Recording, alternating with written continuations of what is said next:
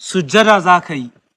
Idan ka yi sujjadar, za ka yi wurdin wa ma Muhammadu, ma kana Muhammadu ala Muhammadin, Muhammadu Rasulullahi sallallahu Alaihi wasallam a sujjada. Za ka tashi kai nafila raka'a biyu. Idan ka yi sallama ana karanta Fatiha qul huwallahu Fatiha qul huwallahu. Za ka mai da goshinka kai sujjada. Wannan abin da na faɗa wa ma Muhammadu, ma kana Muhammadu ala Muhammadin, Muhammadu Rasulullahi. Haka za ka ambata a cikin sujjadarka. Za ka faɗi buƙatarka kafin ka ɗago. Na rantse ma da zatin Allah.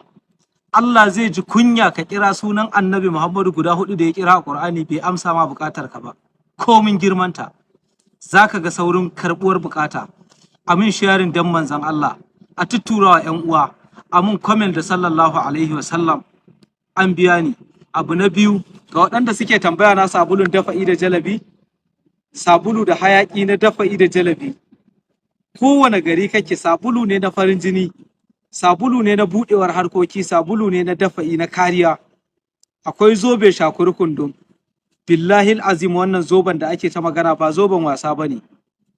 Duk wanda ya san meye sirrin zobe, ita normal azurfa ko ka sa ta baka mata aikin komai ba ma, asiri in aka makanta yake fadawa. Shi yasa in kana da azurfa wani lokacin zaka ga tayi baki, wani lokacin zaka ga tayi ja. To wani abu ake maka yake faɗa kanta. Albarkacin manzo Allah in ka samu kuma wadda aka mata aiki, ta samu aiki, ta samu hatimi a kanta, to ba kai ba wani mahaluki ya ma jifa ya same ka, albarkacin sayyidul wujudi.